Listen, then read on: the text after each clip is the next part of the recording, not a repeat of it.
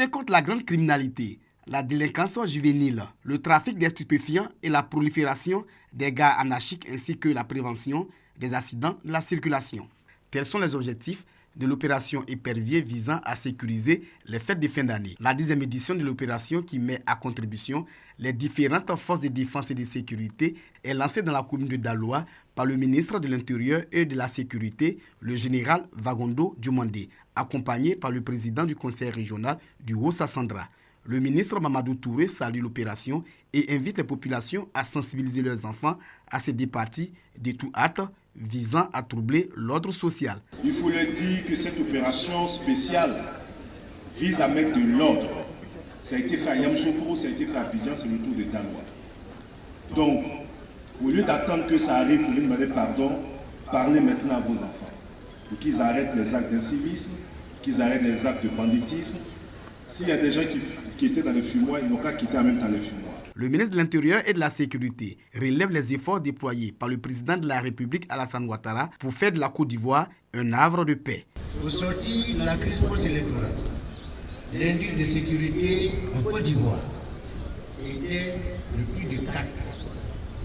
Il a été aujourd'hui ramené à 1,2 pour dire à quel point des progrès importants ont été faits. Disons bravo à son Excellence, Monsieur le Président de la République. Bravo au Président de la République. Le lancement de l'opération Épervier 10 est couplé à la remise de 5 véhicules à la police Ricourt et à la pose de la première pierre de la construction des locaux du district de police de Daloa.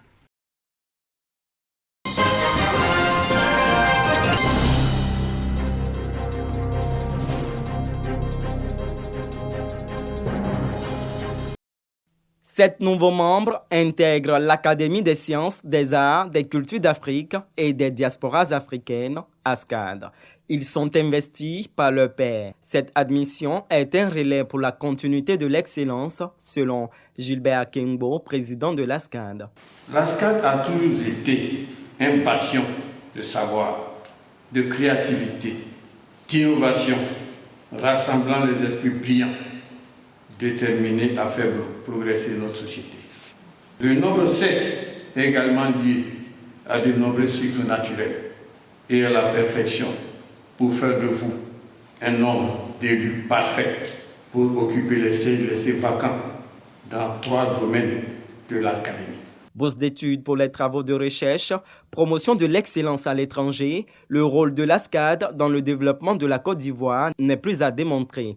L'Académie a été déclarée par le gouvernement institution d'utilité publique depuis plusieurs années. Le nouveau bureau de l'ASCAD qui leur permet aujourd'hui de recevoir l'onction de la légitimation publique conformément aux dispositions des textes de votre institution. La cérémonie de ce jour manifeste les capacités de renouvellement et la vitalité de l'ASCAD.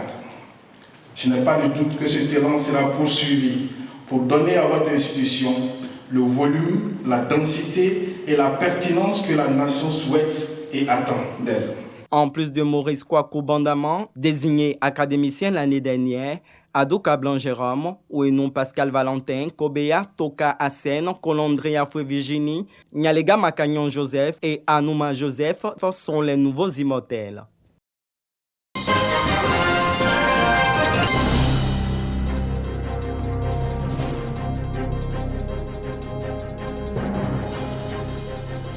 C'est à l'espace libre Tiken Jaffa Koli, situé dans le quartier Maroc de la commune de Yopougon, que s'ouvre la 5e édition du festival, vendredi, samedi, dimanche, dénommé VSD du théâtre. Une rencontre culturelle initiée par la compagnie Asaf Edna. Les VSD du théâtre, notre objectif c'est de rapprocher le théâtre auprès de la population. Donner envie aux gens de venir au théâtre comme s'ils partaient prendre un pot, venir regarder du théâtre. Les pièces proposées explore des sujets profonds qui touchent particulièrement les spectateurs. Parmi elles, une œuvre sensible qui met en lumière la réalité des femmes souvent victimes de violences. D'abord, ici va dans le registre du combat pour la femme. On veut faire ressortir le fait que les femmes sont un peu plus stigmatisées. Elles sont tout le temps à un niveau, au niveau de la société où on dit qu'elles ne peuvent pas faire ceci, elles ne peuvent pas faire cela. Et s'il revient au fait de, et si l'homme avait la place de la femme dans la société, et si la femme avait la place de l'homme dans la société. C'est un plaisir pour moi de prendre part à cet événement. Le théâtre, c'est quelque chose que depuis l'enfance, on a beaucoup aimé. Le thème de cette 5e édition s'articule autour de l'éco-citoyenneté comme facteur de développement durable.